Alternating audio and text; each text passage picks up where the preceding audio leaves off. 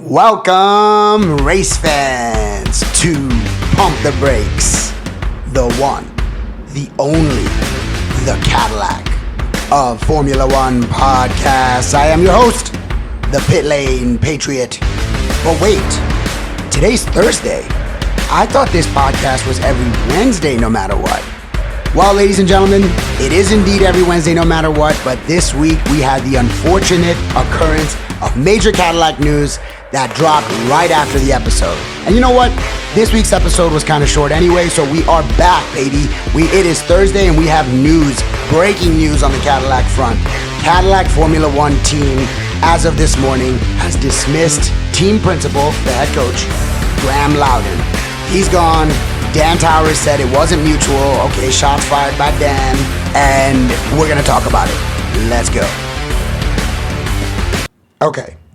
Graeme Lowdon, the team principal, head coach of the team, is out as of this morning. Before we panic, let's pump the brakes and let's discuss it. All right, this is General Motors we're talking about. Cadillac. It's not a bunch of guys in a garage with a dream and a wind tunnel rental. General Motors is one of the largest manufacturers on the planet, and they have deep technical roots with a massive engineering base, and they're successfully involved in motorsport in NASCAR, IndyCar, IMSA, NHR, off-road, supercar, and more. So the question at no point when they decided to go into Formula One was, does General Motors understand racing? Of course General Motors understands racing. The question was never, does Cadillac have ambition?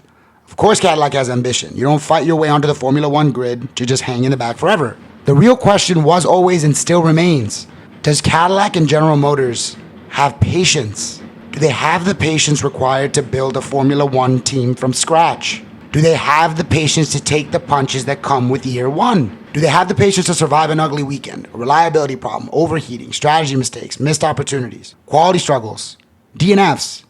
We're still learning press conferences, and all of the memes that are going to make fun of us in year one. We all knew it was going to be a development. We all knew we'd have to be patient, but did General Motors really know what it meant in the first year of Formula One? Because Formula One does not care how American your launch event was, how cool the livery looked, or how many people applied for jobs. Formula One is a knife fight.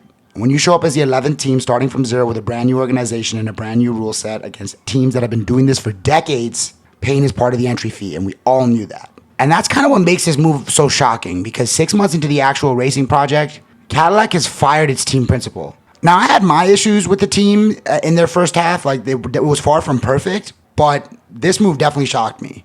Now, officially, the team calls this a planned leadership transition. Graeme Lowdon was the guy who helped build this thing. He helped get Cadillac from concept to grid. He helped hire people. He helped give this project credibility. He helped shepherd a brand new team through one of the most difficult processes in motorsport, actually becoming a Formula One constructor. It deserves massive respect. But then Dan Towers went out and said the quiet part very loudly. He said it was his decision. He said it was not mutual. Dan shot a fire at him. He said, you know what? I'm going to take full responsibility on this. And I got to ask, why say that? Because if you're trying to present this as a calm, planned, orderly transition, why go out of your way to tell the world that it was not mutual with Graeme? That's not me saying that Dan Towers is wrong. It's not me saying that Cadillac should never make a change. It's not me saying Graeme Lowdon was untouchable, but it changes the tone. Planned leadership transition sounded good. Not mutual sounds like just straight up firing. And if you're a Cadillac fan, that matters, because it tells us something about the mindset going on inside the organization. This does not sound like Graeme got the team to the grid, his job is complete, everyone shakes hands, and now we smoothly move on to phase two, which would have been fine. Wait till the end of the year. This sounds like Cadillac looked at the first half of the season and said, this is not good enough. We need a different leader now. And this is where I'm kind of conflicted, because part of me understands it. Cadillac's not scored a point. Reliability's been rough. There's been weekends where the car looked more fragile than competitive. There have been moments where you could see the promise, but too often that promise got buried under execution problems. At a certain point, accountability is real. This is Formula One. Nobody gets infinite patience. Nobody gets, year one, forever. And if ownership looks at the team and believe the next phase required a different kind of operator, then that's their call to make. But here's the other side. If you're going to build a Formula One team from scratch, the first 6 months were always going to be ugly. I've been saying this all season long. It's the cost of admission. This is where the patience question comes back. Because if Cadillac are already changing team principles halfway through year one, what does that say about the tolerance level inside the project? What happens if Budkowski comes in and the car is still slow? What happens if the reliability issues take a couple months? What happens if 2026 was always going to be a learning year no matter who sat in the team principal chair? That's the concern. You don't want to become one of the Formula One teams that thinks every problem is solved by changing the person at the top. We've seen that movie. It doesn't usually end with a trophy. So before we talk about the new guy, I want to say this clearly. Thank you, Graeme Lowdon. Seriously. Thank you for the last 2 years of your work that you put into this project. Thank you for helping make this Formula One team real. Thank you for taking this idea from wouldn't that be cool to an actual team on the grid. Thank you for giving American F1 fans something serious to rally around. And thank you for giving me something to be so passionate about since I've become a fan when this team started. It doesn't mean every result was good.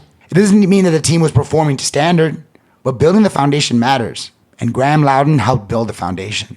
Now Cadillac's decided to go with someone else to build on top of it. And that someone is Marcin Budkowski. And that's not some random name. Budkowski is a serious Formula One figure.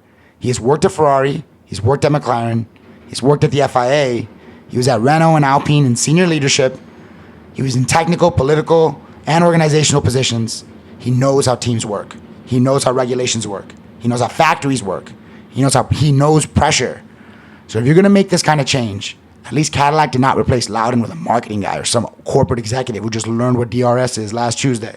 They brought in someone with real F1 experience, which matters. And maybe this is the logic. Lowdon was the builder, Budkowski's a scaler. That's fine. She could have waited till the end of the year. Lowdon did get the house standing. But now Budkowski's being asked to make sure the plumbing works and the lights stay on. That's the optimistic read. The pessimistic read is that Cadillac panicked. And honestly, right now, we do not know which one is true. We will find out by what happens next. Does the team get more stable? Do communications improve? Does reliability improve? Do upgrades start improving? Do Perez and Bottas get cleaner weekends? Because changing the team principle is not a fix. It's the beginning of the fix. And I want to see some results. Budkowski's coming in with half a season left. I'm expecting a lot. I want to see a lot. If Budkowski comes in and the same problems keep happening, then this was not a solution. It was just a headline. But if Cadillac becomes sharper, calmer, more organized, more reliable, and more competitive, then maybe this will look harsh but necessary. And that's where I land right now. I'm shocked. I'm concerned. I think Graeme Lowdon deserved more visible respect for what he's built. But also understand that Formula One is brutal and Cadillac's not here to be a feel-good participation story. They're here to compete. So the sentence of the day is this. Graeme Lowdon built the ship. Cadillac decided he was not the captain for battle. It's cold, but Formula One is cold. Now the pressure's on Budkowski. Pressure's on Dan. The pressure's on Cadillac to prove this was strategy and not panic.